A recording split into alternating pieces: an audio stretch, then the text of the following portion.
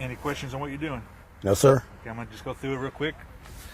When I say go, you're going to reach down, unbuckle your seatbelt, exit the vehicle, run down to the cone, circle the cone, and come back. You can come back to the passenger side. You're going to open the door. You're going to unbuckle the dummy, pull the dummy out of the vehicle, and pull him straight back to the staircase. We'll tell you to drop it when you get there. You're going to go on the staircase. You're going to go up and down, touching every step 3 times, turning to the right each time. At the end of the 3rd time, you're going to go through the doorway, push the doorway open, go through it, and get down on the mat and do 20 push-ups, 20 sit-ups. When you're done with that, you can go stand back up, go around the door to the staircase, do 3 more times, up and down the staircase, touching each step each time. You're going to run down to the cone, run around the cone, and come back to the car. The dummy's going to be sitting outside the car on the ground. You're going to pick the dummy up and drag it to the staircase. When we tell you to drop it, you're going to tell us your street names. Any questions? Okay. Your street names are Cherry and Pine. Cherry and Pine. Cherry and Pine. Cherry and Pine. One more time? Cherry and Pine. Okay. Ready? Go.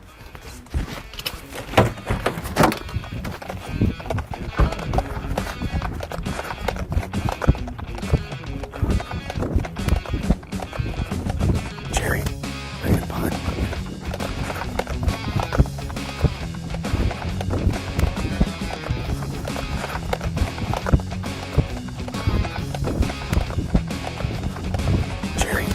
Cherry and Pine.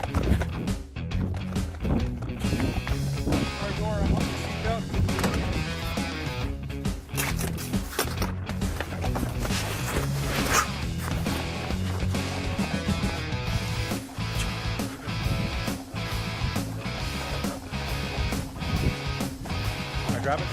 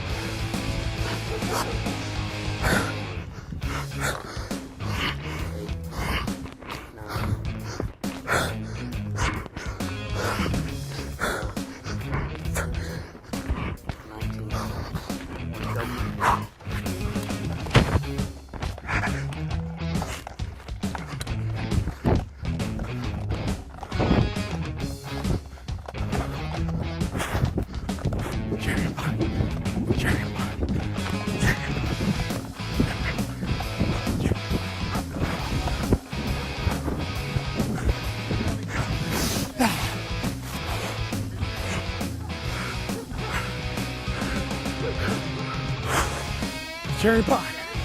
Cherry Pine.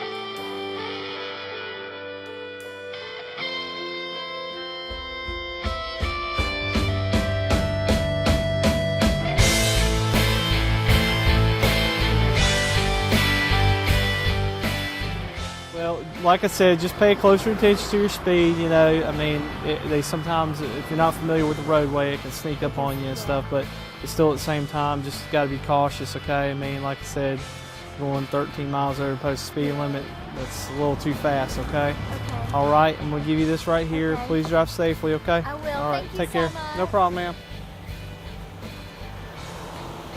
I think treating people as nicely as you can treat them is generally the best way of doing this job, because people will respond better to a positive action from you rather than a negative action from you.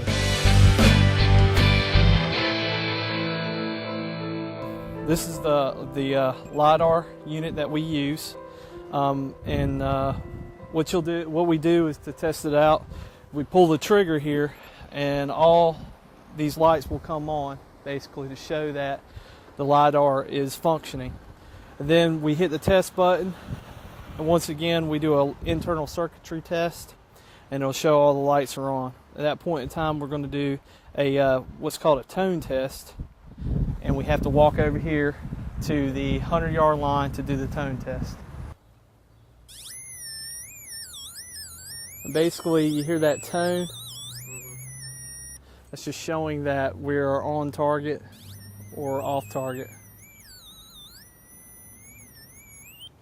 So we do that tone test, and then what we do is we do our feet test, basically, and you have to do 50, 100, and 150 feet to make sure that that is accurate up to those distances. And then once you have those distances in the system, it knows at that point that it is accurate, and you can use it to write citations based on the LiDAR unit.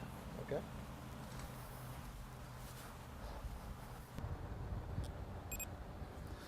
And what we do is we check, that's 50 feet, and as long as it's plus or minus 50 feet, 1 foot, so if it said 51, it would be accurate. If it said 49, it'd be accurate within a foot. When I start my shift, I power on the unit. What'll come on, all those lights are going to come on. It's going to do an internal circuitry test and show 32 and 32 displayed on here. So I know that it's accurate. After that point in time, I'm going to use these tuning forks to actually make sure that the instrument is performing correctly. So I'm power on the unit. It's going to show 32. Okay. And now it did its internal circuitry and light test. At that point in time, I'm going to do a tuning fork test to show the instrument is working correctly. Come in here, hit the test button. It's showing 30 miles per hour. Unit. This tuning fork is a 30 mile per hour tuning fork. 109 Baldwin Circle off Wisconsin Road. I work the entire town of Garner. I basically enforce the traffic laws. I investigate the car crashes that happen in the town, no matter where they happen. I'm the officer, one of the officers that goes and looks at the crash and basically determine what happened. I also enforce the traffic laws in town. Like if we have a speed complaint, I'm the one who's going to go to that location and be looking into why the complaint was sent out and what we need to do to try and correct the problem, whether it be deploy LiDAR or actual speed sentry units that we have. They'll come over, we'll put those out, and it'll gather data letting us know the time that we're having a problem with speeders. We've done it on Buffalo Road. We do it all over the place. On anywhere we get a complaint, that's where we deploy those speed sentries. Now, did I hear you just won a big award, or? Yeah, I did. I got Officer of the Year for the town, for the Garner Police Department, which was pretty big. I mean, I was surprised. I mean, it's really an honor because your peers are the ones that nominated you and selected you to receive that award. So it's really cool to to get that award for sure. 153 Raleigh, showing check. Like I said,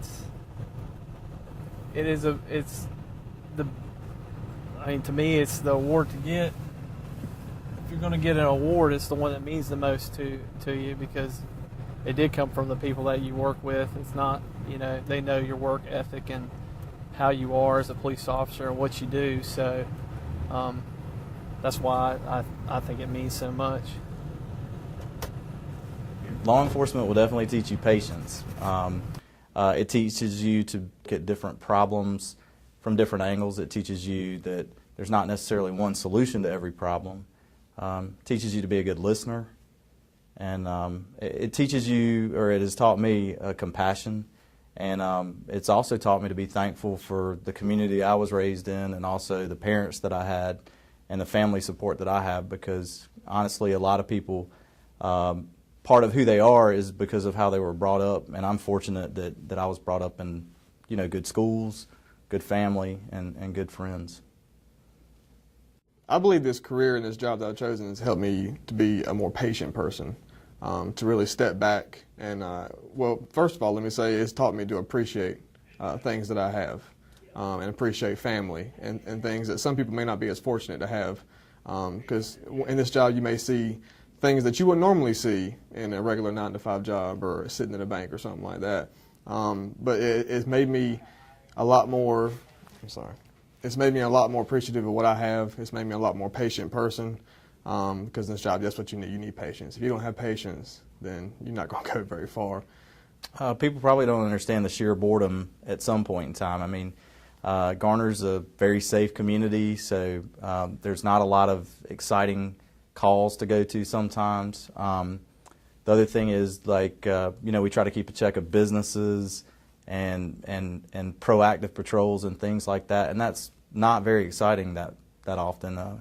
About the fourth time you've ridden through a shopping center at 2 o'clock in the morning and then again at 3 o'clock in the morning, it gets boring. And so I think even on the real TV shows that they show, they film a whole lot to get 30 minutes worth of TV, and I guess we're fortunate in Garner. You'd have to ride a long time to get a lot of excitement here, which is a good thing.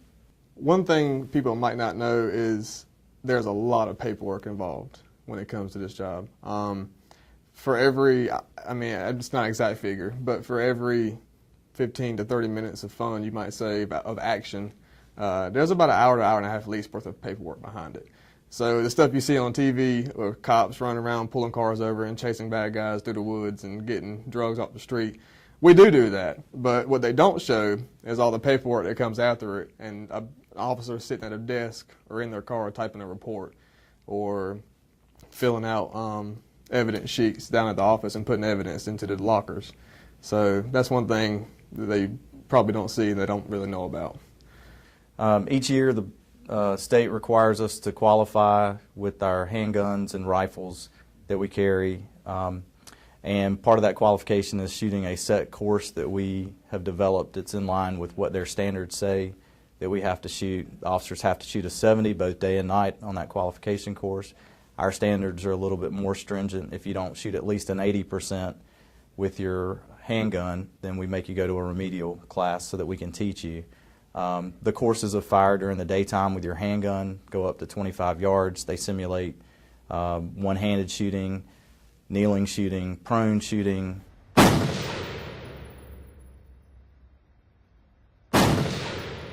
So it's designed to show any situation that you perhaps would be involved with a handgun. The same thing with the night qualification course. Some of it's in darkness, flashlights, blue lights. So those qualification courses for the handguns simulate what an officer might be exposed to and have to fire his weapon, and that's a state-mandated standard that we have to meet. Same thing with our rifles. We require officers who carry rifles to shoot at least a 90% on a course. For the daytime, that course goes back to 100 yards, which is something similar to what we may be exposed to in the field. Again, it involves kneeling, reloading, standing, prone shooting. And the same thing with the nighttime rifle course, although we don't go as far back.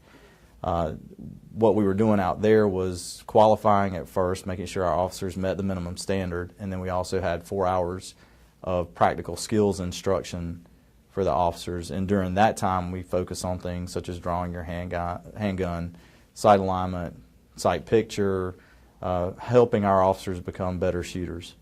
I haven't gone through it this year, but that firearms that you went to the other day is actually our annual firearms qualifications course that we have to go through. And it's the same statewide.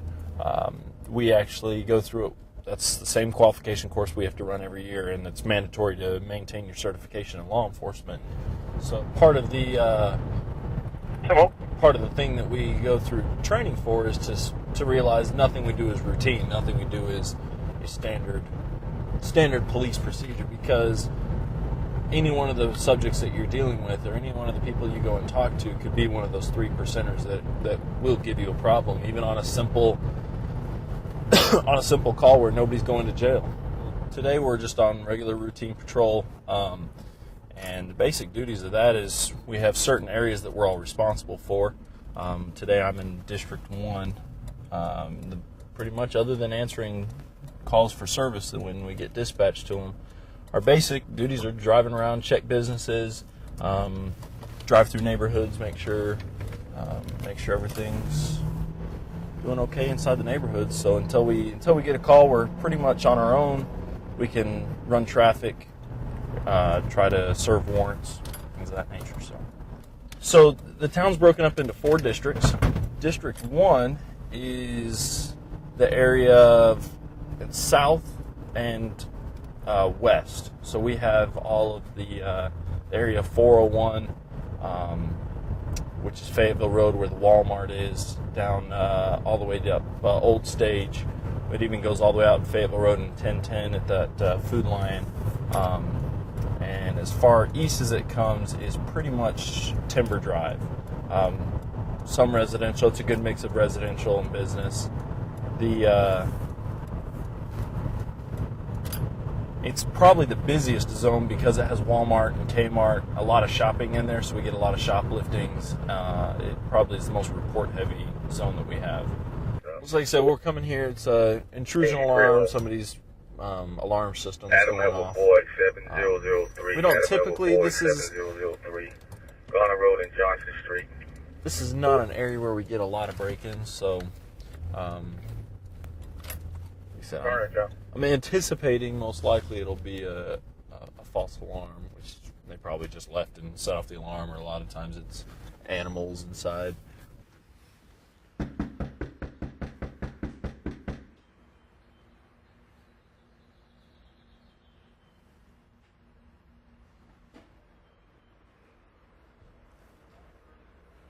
Garner Police Department.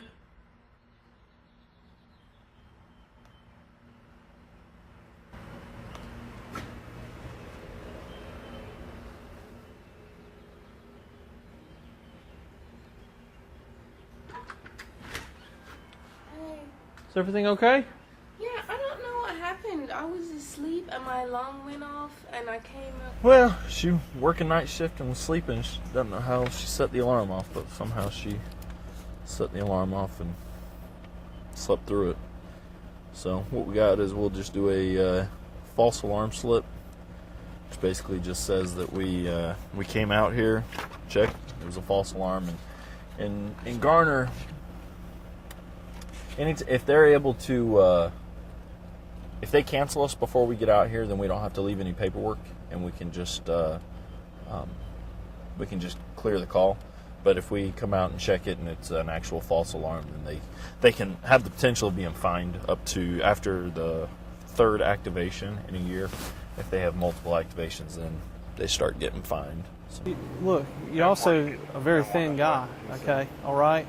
So whenever you drink 2 beers, depending on the alcohol concentration of them and the size of them and everything, it's going to affect you differently, okay? But you couldn't have just had 2 beers 3 hours ago, okay? Because your body would have metabolized that by now. Okay, this is the Alka sensor, FST. Basically, we utilize this on the side of the road whenever we're doing our a DWI investigation or an alcohol restriction violation. A person has to submit a sample of their breath into the Alka sensor, and what it'll do is it'll take a reading. Basically, they take a deep breath and blow out for about 5 seconds, just like this, a constant steady breath of, while they do that, this instrument right here emits a tone, letting me know that an adequate sample of their breath is going through. As soon as it completes them giving their sample, it basically at that point in time gives me a reading of what their breath alcohol concentration is. Just a minute ago, I had a person that I was dealing with who has a restriction on their license of 0.04, and they have a breath alcohol concentration of 0.05, so they're outside the restriction. They're not guilty of DWI, they're not being charged with DWI, but they are being charged with no operator's license and driving outside their restriction. You want to treat people as well as they'll allow you to treat them. You know, I always think I want everybody to be treated like I would want somebody, a member of my family, to be treated. So, you know, if you've got somebody on a vehicle stop, whether it be they're giving you an attitude or whatnot, you need to still treat them as professionally as you can and talk to them and explain to them that you're here to do a job, and that, you know, unless things escalate, which they normally don't, people generally will listen to what you have to say. It's just how you say it. That's really what it boils down to. How you talk to people and how you treat people. We're at 70. We're going to be making a left. We're at 70 mechanical. Left.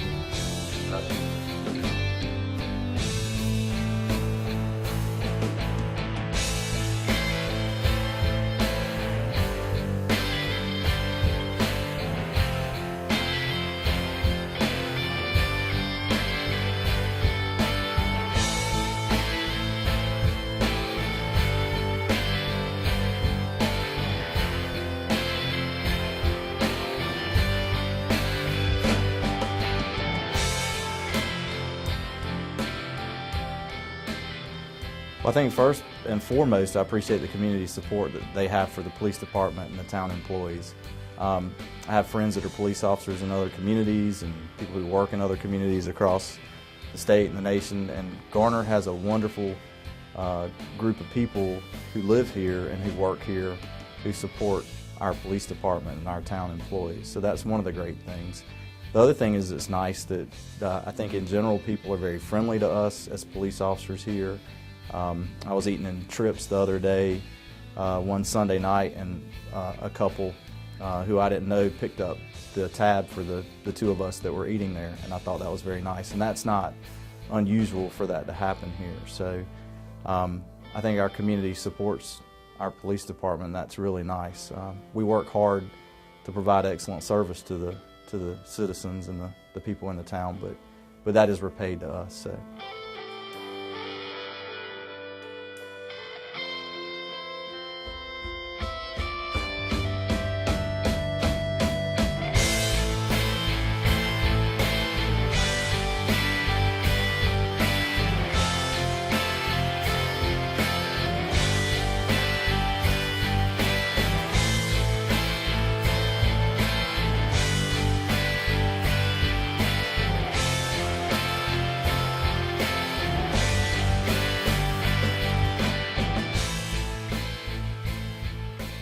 One of the main things I appreciate most about Garner is the fact that it's grown, but it's still got the small town feel.